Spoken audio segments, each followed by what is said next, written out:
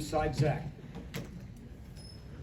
Like I know Trace, it's not like he's bad tonight, but he's not quite as dominant as he's been the last few games. How have you seen this team maybe grow up around him in its ability to play often when he's playing well, but also if maybe a team is really slowing him down a little bit more than the average, other guys just fill those gaps so easily? I think Trace slowed himself down. He's the one that missed a lot of chippies around the rim. When I look at the stats, he had 18 and 12 rebounds, 10 rebounds. That's a man's game, I think.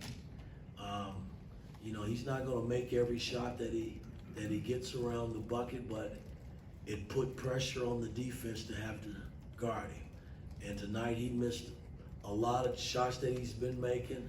Had he made them, he probably had a 30-plus point night tonight. So I'm very pleased, looking at the stat sheet and seeing where he finished. And at the end of the day, we ended up winning the game, and that's what counts. Todd.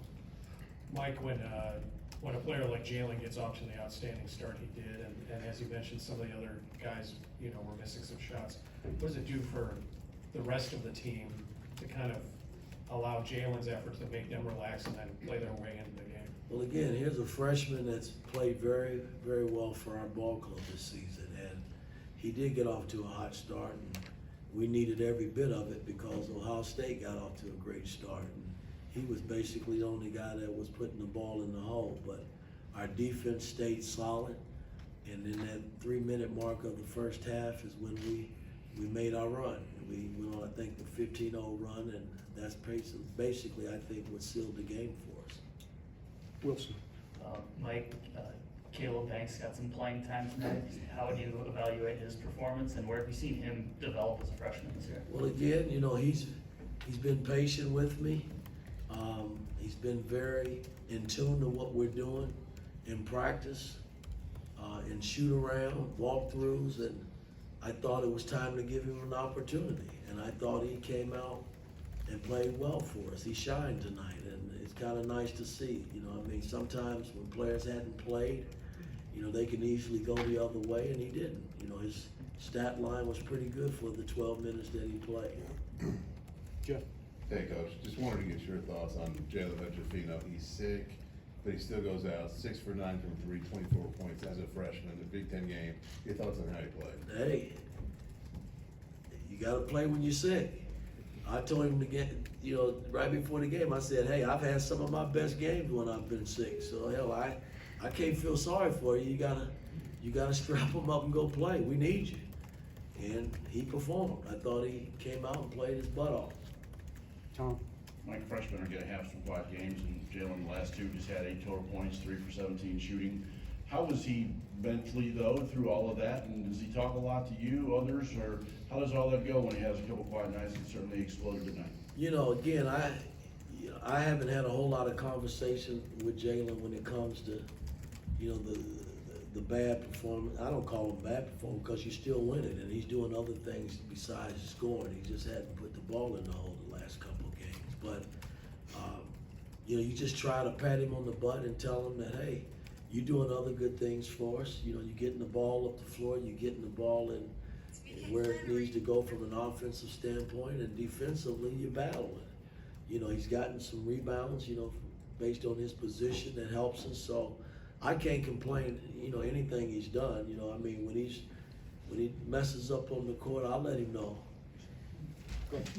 Coach, sticking on Jalen, what's maybe one of your favorite personality traits about him as a player, as a person that might influence his play on the floor that you've seen? He just listens, man.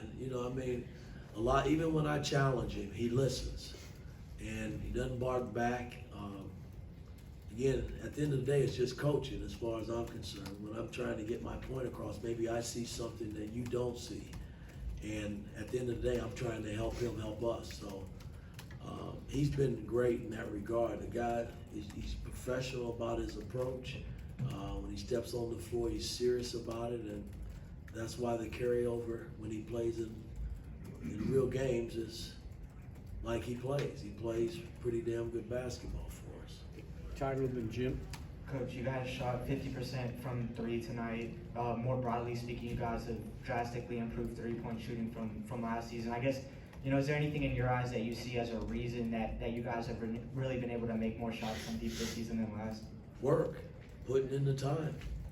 You know, that started this summer. You know, guys knew that they had to improve, you know, from the three-point line, because we weren't very good last season. And everybody's put the time in, and you feel good now when the shot goes up that it's going in. I mean, we don't make them all the time, but for the most part, we've shot the three ball pretty well this season. Jim. Mike, you talked a little bit about Caleb Banks a little bit earlier. His play in the first half, after not having played a lot, but he had 4 points, 5 rebounds, was just in there, was active. His hands was all over the place, trying to get rebounds. And then second half minutes, how impressive is it for you to see a guy who hasn't gotten to play much, but he gets his shot and makes the most of his minutes, as you'd like to say? Well, it means a lot, because that lets me know that coaching has helped him. You know, my staff has done a tremendous job in terms of trying to bring these young guys along.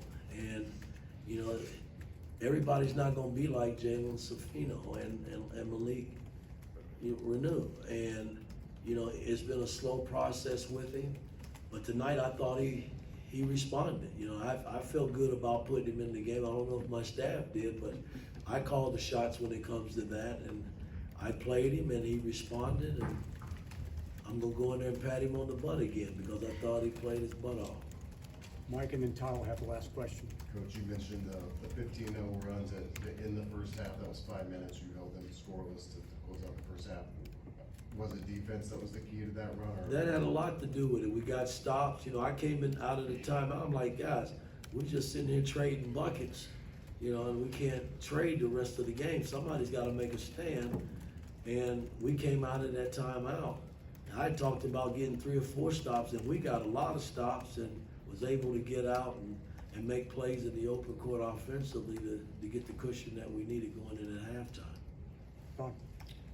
Mike, with the defensive attention that Trace gets, what kind of breakthrough do you think it was for Malik tonight to kind of grasp the idea that the offensive glass is where a lot of his points are going to come from? Well, again, I think Malik, once he figures out, you know, and we got to work with him some more in terms of his low post moves and stuff, because he's got great footwork, and he's got a nice touch around the rim. I thought tonight he was kind of burying himself too low. You know, he wasn't taking the guy high enough, and then when he would turn into a shot, he had nowhere to go. And that's something that's fixable. But, you know, he did have a lot of cleanup stuff, you know, where Trace missed some monies and he was able to tap him back in. But, you know, Malik's got a big body, and you know, I'm on him a lot about using his body, because he is talented enough to do that. All right, Coach, thank you.